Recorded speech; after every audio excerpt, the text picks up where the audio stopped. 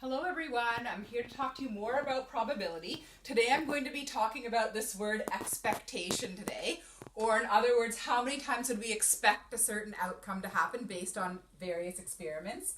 So here's a big word for you, theoretical probability, and that goes along with expectation, or what we are going to expect to happen using some sort of theory or some sort of logic. So for example, here I have a spinner that's cut into 3 equal parts, and there are 3 different outcomes here, yellow, red, and blue, and each of the chances is equally likely. So if I wanted to spin this spinner 15 times and do a little experiment or a little game and then keep track of how many times I landed on each, I'm going to try and use some theoretical probability to figure out what my expectation would be if I were to spin this spinner 15 times.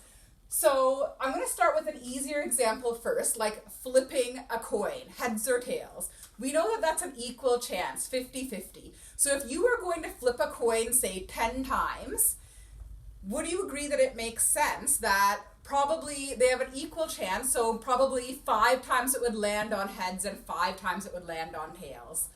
That would make sense because it's a 50-50 chance and you're flipping the coin 10 times. So using that same type of logic here, if I have to spin this spinner 15 times and there are 3 different outcomes that could happen, then it should make sense to take 15 and divide that by 3 to figure out how much each part would probably, how many times we would land on each part.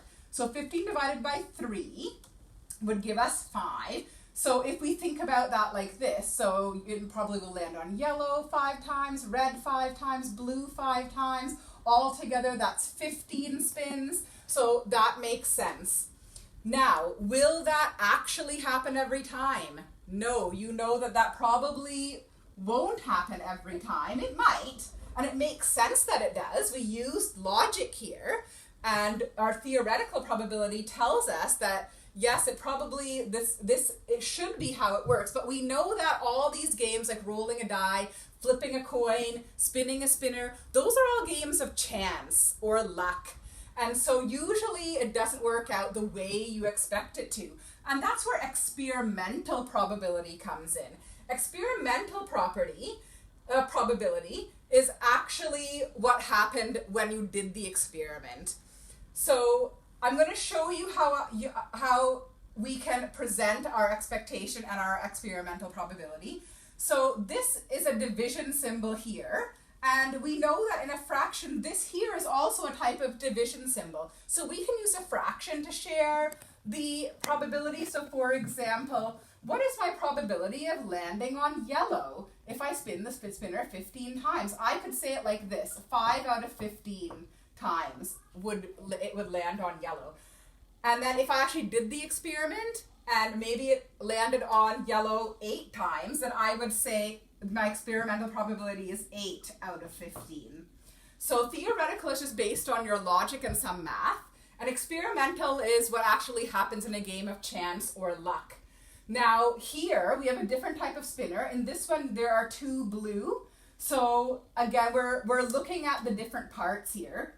So let's say we are spinning this spinner 12 times. So not this spinner anymore, we're looking at this one here. We're going to spin this 12 times. So there are 1, 2, 3, 4 parts on this spinner, and I know I'm spinning it 12 times. So I would do 12 divided by 4 for the 4 parts equals 3 for each part. So I'm going to imagine it like this, 3 for each part. Now I know that blue has 2 parts, so I'm actually going to multiply that 3 by 2 for those 2 parts, which means that blue has a probability or an expectation to land on blue 6 out of the 12 times. Okay, so expectation to land on blue would be 6.